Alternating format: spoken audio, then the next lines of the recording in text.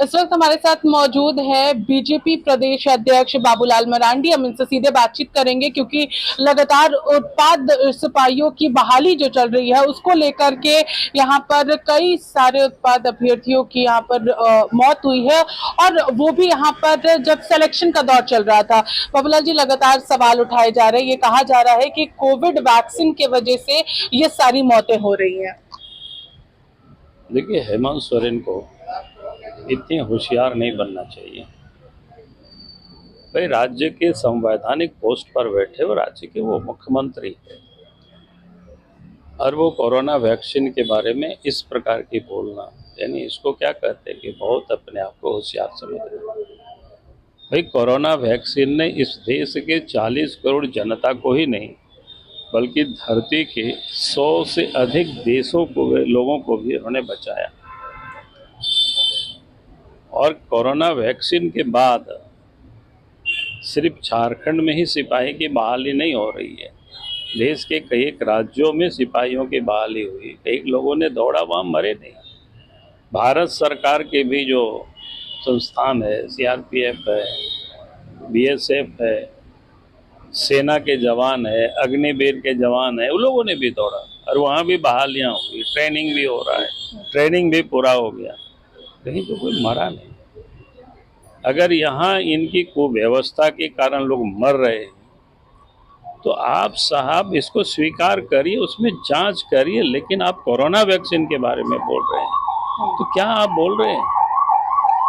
थोड़ी तो इनको समझदारी होनी चाहिए, लेकिन इतना आपको ज्ञानी मत बन जाओ कि आप कोरोना वैक्सीन के कारण मर रहे हैं।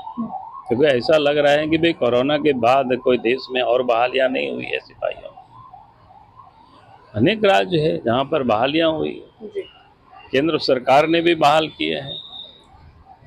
तो इसलिए इस प्रकार की बातें करना बिल्कुल, क्या बोलते हैं, मानसिक दिवालिया जिसको कह सकते हैं, वैसे लोग ऐसे बोल सकते हैं।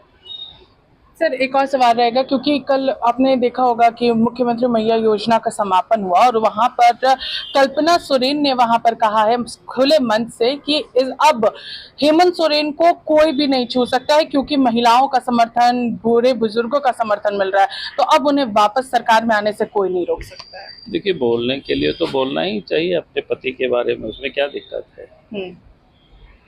लेकिन हेमंत सोरेन को इस राज्य की जनता अच्छी तरह से लोग जानते हैं। उन्होंने 2019 में चुनाव के पूर्व जो उनके घोषणा पत्र है उनमें से एक वादा उन्होंने किया था, यही हेमंत सोरेन। उन्होंने कहा था कि गरीबों को साल में हम 72,000 रुपया देंगे। उन्होंने कहा था कि पेंशन हम 2,500 रुपया देंगे। उन्होंने कहा था कि जो विवाह जिस महिला की होगी, विवाह के बाद उनको एक सोने की सिक्का देंगे। उन्होंने कहा था कि महिलाओं को चूल्हा खर्च 2,000 रुपया देंगे। उन्होंने 10 लाख से अधिक ग्रीन कार्ड बनाया था और कहा था कि हम भी 5 किलो अनाज मुफ्त में लोगों को देंगे, लेकिन दिया तो नहीं।